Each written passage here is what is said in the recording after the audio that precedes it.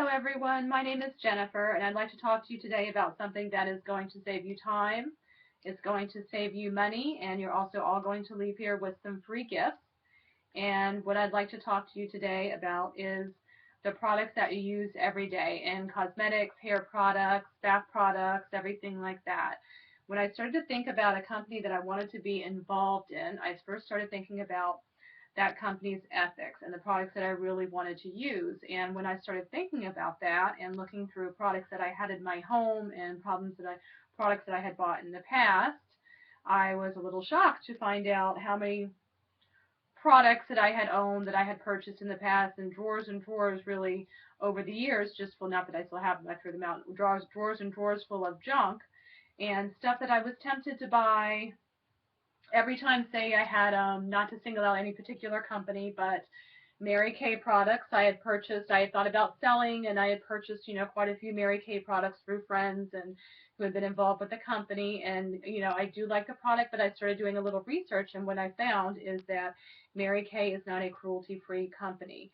And what that means is that Mary Kay is still in some way just testing on animals. And something I wasn't really familiar with, and I did some research, and once I did do some research, I decided that it was something that I really didn't want to purchase. There's so many other alternatives that are cruelty-free that if I had known and given the choice, that I would have chosen to purchase different products. And the products that I do have, some you're tempted to buy through advertisement. They're a lot of money. I had purchased the cabinet. There's L'Oreal, who still in some way through parenting companies or they themselves do testing on animals.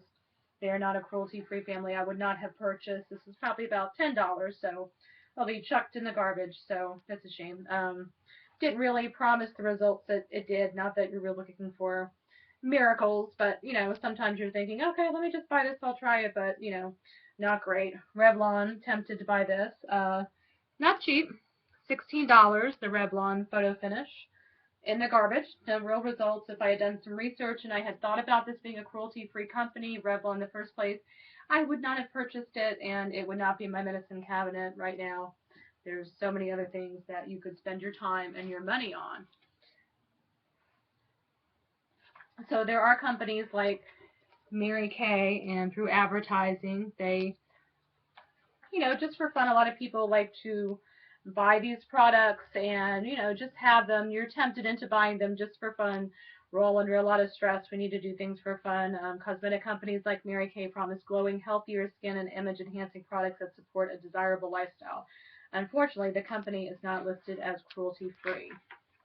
This ad, if I had seen before, was going through the drugstore for Revlon, which is not listed as a cruelty-free company. Again, not to pick on anyone in particular. Revlon, you see the ad, I may be tempted to purchase this eyeshadow as I was going through the drugstore, just for fun, with me and my daughter, and, it's metallic, and they show a picture of the eye, and it's green, and it's smoky, and in all reality, it's probably about $10 that could be better spent elsewhere.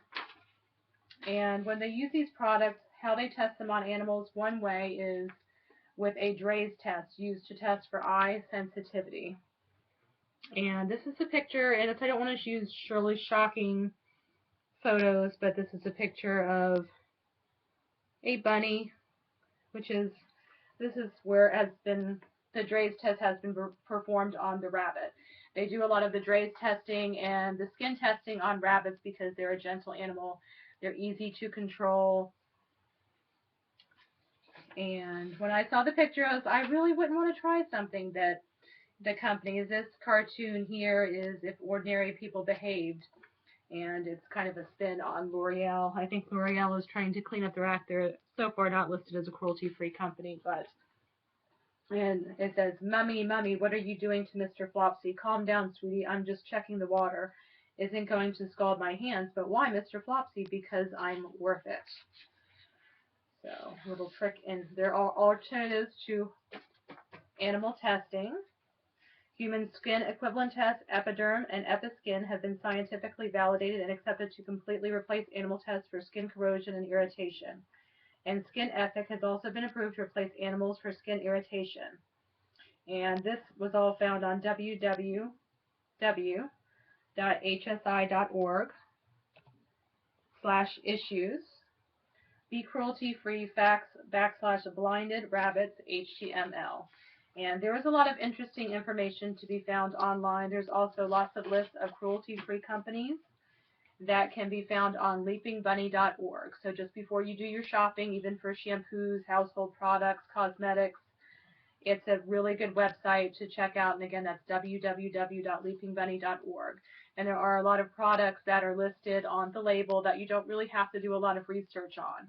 And what I found is that if you wait and you want to do a little research on the product before you purchase, it actually does save you money and time in the long run. There are many alternatives. I know a lot of people are cosmetics junkies like me out there. They like to buy the shampoos, the makeup, their daughters, they like to buy the nail polish. I've really cut down on the kind of nail polish that I will buy for my daughter. One brand that I like to use is Butter. They don't use animal testing. And they don't emit the harmful gases into, like I found a lot of the nail polishes, without getting too specific, that they're harmful for the environment. So I had a lot of drawers full of old nail polishes that I used on, the little girls with the Girl Scouts. They like to do their nails and that kind of thing. And I hated to think that I was using something that was bad for the environment on the kids. So I stopped buying all those little colorful nail polishes and all of that. So I just have a few of these. They're more expensive, but I only have a few of them. I only need a few of the Butter nail polishes. Some really good brands that are cruelty-free, that are good to try. Elf saves you a lot of time, saves you a lot of money. You don't have to research. Elf has always been cruelty-free. This was $1. This is the highlighting and the makeup stick. The blush, $1. Very affordable if you're just taking your daughters out to buy something. They want to get a whole bunch of cosmetics. It's a lot of fun. You could always go out and just buy the Elf cosmetics and save you some time and save you some money. And if you want to go a little pricier and high-end, I do like the Avita products. And you can be found online, different salons. They have cruelty-free hair coloring, cruelty-free products. These are pricier than, of course, the herbal essence and all of that. But there's a lot of bad chemicals in the herbal essence, and not very great for the environment, and they are not a cruelty-free company. Avita is. All of these, again, can be found online. The shampoo, all natural. And you get the same results as you do with the products that are possibly not cruelty-free, that you haven't looked into. And also, I promise to leave you here with some free gifts. And the free gifts are advice. One, find cruelty-free at leapingbunny.org. Check labels.